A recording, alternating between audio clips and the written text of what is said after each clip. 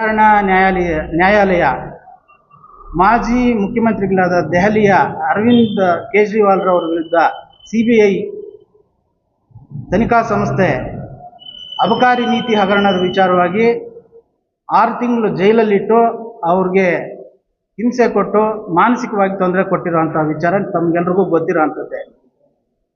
ನಿನ್ನೆ ವಿಚಾರಣಾಧೀನ ಅಂದರೆ trial court ನಿನ್ನೆ ದೆಹಲಿಯ ಮಾಜಿ ಮುಖ್ಯಮಂತ್ರಿಗಳು ಹಾಗೂ ಉಪಮುಖ್ಯಮಂತ್ರಿಗಳಾದಂತಹ ಮನೀಶ್ ಸಿಸೋಡಿಯಾ ಇಬ್ಬರನ್ನೂ ಸಹ ಈ ದೆಹಲಿಯ ಕೋರ್ಟು ಖುಲಾಸೆಗೊಳಿಸಿದೆ.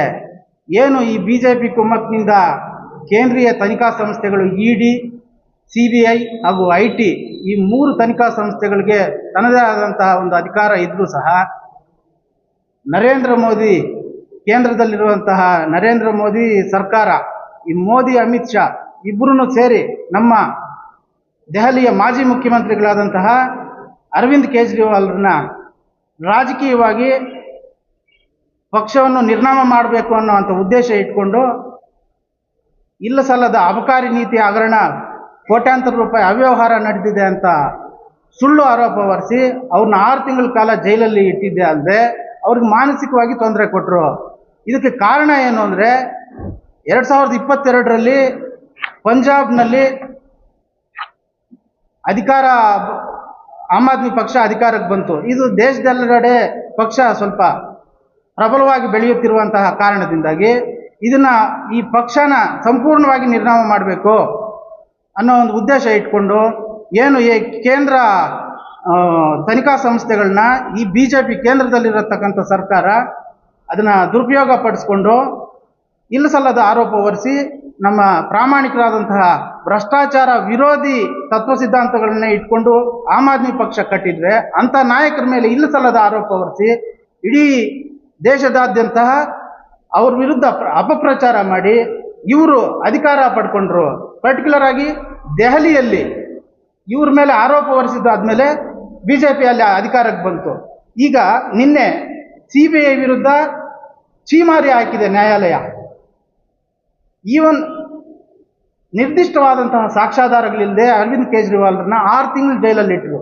ಬರೀ ಅರವಿಂದ್ ಕೇಜ್ರಿವಾಲ್ರೊಬ್ಬರನ್ನೇ ಅಲ್ಲ, 2 ವರ್ಷ ಮನೀಶ್ ಸಿಸೋಡಿಯಾ ಅವ್ರನ್ನ ಇಟ್ಟರು. ಇವರೆಲ್ಲ ಶೈಕ್ಷಣಿಕವಾಗಿ ಇಡೀ ದೇಶದಲ್ಲೇ ಮಾದರಿಯಾದಂತಹ ವಿದ್ಯಾಭ್ಯಾಸ ಕೊಡುವಂತಹ ಶಾಲೆ, ಆಸ್ಪತ್ರೆ, ನಾನಾ ರೀತಿಯಾದಂಥ ಅಂದರೆ ಒಂದು ಮಾದರಿ ಸರ್ಕಾರ ಕೊಟ್ಟಂಥವ್ರು ಅರವಿಂದ್ ಕೇಜ್ರಿವಾಲ್ರವರು. ಅಂಥವ್ರ ಮೇಲೆ ಭ್ರಷ್ಟಾಚಾರ ಆರೋಪ ಹೊರಿಸಿ ಜೈಲಿಗೆ ಕಳಿಸ್ಕೊಟ್ಟು ಅವರ ವಿರುದ್ಧವಾಗಿ ಸುಳ್ಳು ಆರೋಪಗಳನ್ನು ಇಟ್ಟು ಬರೀ ಕೇಜ್ರಿವಾಲ್ರ ಮೇಲೆ ಒಬ್ಬರ ಮೇಲೇನೆ ಅಲ್ಲ, ಸುಮಾರು 5 ಜನರನ್ನ ಇದೇ ರೀತಿ ಸುಳ್ಳು ಮೊಕದ್ದಮೆಗಳು ಹಾಕಿ CBI ಮುಖಾಂತರ ಚಾರ್ಜ್ ಶೀಟ್ ಫೈಲ್ ಮಾಡಿದ್ದಾರೆ. ಸೊ ಇದಕ್ಕೆ ನಾನು ಹೇಳೋದೊಂದೇನೆ, ಇವತ್ತು ದೆಹಲಿಯ ವಿಚಾರಣಾಧೀನ ನ್ಯಾಯಾಲಯ ಕೇಜ್ರಿವಾಲ್ರವ್ರನ್ನ CBI ಏನು ಆರೋಪ ಪಟ್ಟಿ ಸಲ್ಲಿಸಿತ್ತು ಆ ಕೇಸಿಂದ ಖುಲಾಸೆಗೊಳಿಸಿದೆ. CBIಗೆ ಛೀಮಾರಿ ಹಾಕಿದೆ. ಇವ್ರ ವಿರುದ್ಧ ಯಾಕೆ ನೀವು ಕ್ರಮ ಕೈಗೊಳ್ಳಬಾರ್ದು ಅಂತ ಪ್ರಶ್ನೆ ಮಾಡಿದೆ. ಸೊ ನಾವು ಇನ್ನು ಮುಂದೆನೂ ಸಹ ಈ ರಾಜ್ಯದಲ್ಲಾಗಿರಲಿ ದೇಶದಾದ್ಯಂತ ಆಮ್ ಆದ್ಮಿ ಪಕ್ಷ ಬೆಳೀಲಿಕ್ಕೆ ನಾವು ತುಂಬ ಉತ್ಸಾಹದಿಂದ ನಾವು ಈಗಿನಿಂದ ಕೆಲಸ ಮಾಡ್ಕೊಂಡು ಹೋಗ್ತಾ ಇದ್ದೀವಿ. ನಮ್ಮ ನಾಯಕರಿಗೆ ಈಗ ಈ ಕೋರ್ಟಿಂದ ಏನು ಕೇಸಲ್ಲಿ ಖುಲಾಸೆ ಆಗಿದೆ ಅದರಿಂದ ನಮಗೆ ಒಂದು ಏನಂತೀರಿ ಸಂವಿಧಾನಕ್ಕೆ ಮತ್ತು ನಮಗೆ ಸಿಕ್ಕಂತಹ ಒಂದು ಜಯ ಅಂತ ನಾವು ಇದನ್ನ ಪರಿಗಣನೆಗೆ ತಗೊತಾ ಇದ್ದೀವಿ. ಸೊ ಇನ್ನು ಮುಂದೆ ಆದ್ರೂ ಈ BJP ಸರ್ಕಾರ ಅಂದರೆ ನರೇಂದ್ರ ಮೋದಿತ್ವದ ಸರ್ಕಾರ ಇಲ್ಲ ಸಲ್ಲದ ಆರೋಪ ಮಾಡೋದು ನಿಲ್ಲಿಸಿ ಸ್ವಲ್ಪ ಜವಾಬ್ದಾರಿಯಿಂದ ಸರ್ಕಾರ ನಡೆಸ್ಕೊಂಡು ಹೋಗೋದು ಒಳ್ಳೆಯದು ಅಂತ ನಾನು ಹೇಳ್ತೀನಿ ಸರ್. ಇರಬಾರ್ದು ಅನ್ನೋ ಒಂದು ಉದ್ದೇಶದಲ್ಲಿ ಈ ಮೋದಿ ಸರ್ಕಾರ ಆದವರು ಷಡ್ಯಂತ್ರ ನಡೆಸಿ ನಮ್ಮ ನಾಯಕರನ್ನ ಜೈಲಿಗೆ ಕಳಿಸಿ ಪಕ್ಷನೇ ನಿರ್ಮೂಲನೆ ಮಾಡಬೇಕು ಅನ್ನೋದೇ ಇವರ ಮೇನ್ ಅಜೆಂಡಾ. ಹಗರಣ ಅಂತ ಡೆಲ್ಲಿಯಲ್ಲಿ ನಡೀತು, ಒಂದು ನೀತಿ ಹಗರಣ ನಡೀತು ಅಂತಲ್ಲ, ಅಲ್ಲ ಇದರ ಉದ್ದೇಶ ಏನು ಅಂದರೆ ಇದು ಪ್ರಬಲವಾಗಿ ಬೆಳೀತಾ ಇತ್ತು ದೇಶದಾದ್ಯಂತ. ಈಗಾಗಲೇ ನಮ್ಮ ಆಮ್ ಆದ್ಮಿ ಪಕ್ಷ ದೆಹಲಿ ಬಿಟ್ಟು ಪಂಜಾಬ್ನಲ್ಲಿ ಸರ್ಕಾರ ನಡೆಸ್ತಾ ಇದೆ. 1 ಸಲ ಅಲ್ಲ 2 ಸಲ ಅಲ್ಲಿ ಈಗಾಗಲೇ ಅಧಿಕಾರದಲ್ಲಿರೋದು. ಈಗಲೇ ಇದನ್ನು ಮಾದರಿಯಾದಂತಹ ಸರ್ಕಾರ ಕೊಡ್ತಾ ಇದೆ. ಅವ್ರು ಮಾಡಿರ್ತಕ್ಕಂತಹ ಜನಪರವಾದಂತಹ ಕಾರ್ಯಗಳನ್ನ ಇಡೀ ದೇಶ ಅದನ್ನ ಅಳವಡಿಸ್ಕೊತಾ ಇದೆ.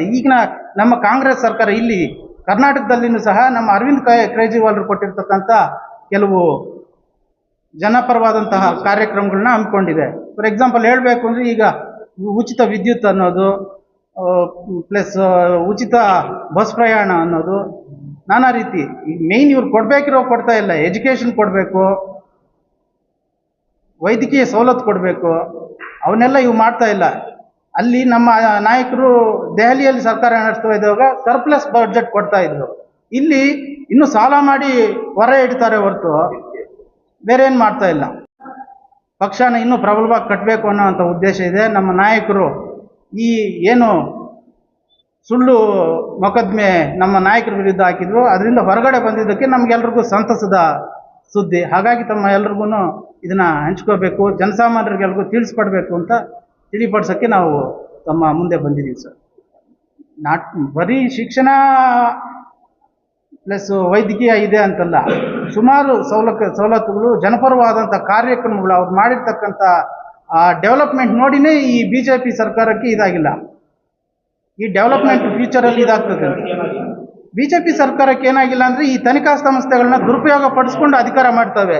ಈಗ ದೆಹಲಿಯಲ್ಲಿ ಹಿಂದಿನ ಸರ್ಕಾರ 6 ತಿಂಗಳಿದ್ದಂಗೆನೆ ನಮ್ಮ ನಾಯಕರ ಮೇಲೆ ಈ ಸುಳ್ಳು ಮೊಕದ್ದಮೆ ಹಾಕಿ ಅವ್ರನ್ನ ಮುಖ್ಯಮಂತ್ರಿ ಸ್ಥಾನದಿಂದನೇ ಇಳಿಸ್ಬಿಟ್ರು. ಇವರು ಕೆಲಸಕ್ಕೆ ಇವ್ರ ಮೇಲೆ ಸುಳ್ಳು ಆರೋಪ ಮಾಡಿದ್ರು. ಖಂಡಿತವಾಗ್ಲೂ ಖಂಡಿಸ್ತಾ ಇದೆ. ಹೇಳ್ಬೇಕು ಅಂದ್ರೆ ಈಗ ಸಂಸತ್ಗೆ ಮೋದಿ ಅವರೇ ಬರ್ತಾ ಇಲ್ಲ. ನಮ್ಮ ನಾಯಕರು ಸಂಜಯ್ ಸಿಂಗ್ ಅವರು ಇದ್ರ ಬಗ್ಗೆ ಪ್ರಶ್ನೆ ಮಾಡೋರು ಆಗಾಗಲೇ, ರಾಜ್ಯಸಭಾ MP ಗಳಾದಂಥವ್ರು. ನಮ್ಮ ನಾಯಕರು ಈಗಾಗಲೇ ಸಂಸತ್ನಲ್ಲಿ ಜನಪರವಾದಂತಹ ಕಾರ್ಯಗಳ ಬಗ್ಗೆ ಅದ್ರ ಬಗ್ಗೆ ಚಕಾರ ಎತ್ತವ್ರೆ. ರಾಘವ್ ಚಡ್ಡಾ ಆಗಿರಲಿ, ಮನೀಶ್ ಸಿಸೋಡಿ ಆಗಿರಲಿ, ಇವರೆಲ್ಲನೂ ಅದ್ರ ಬಗ್ಗೆ ಮಾತಾಡ್ತಾರೆ.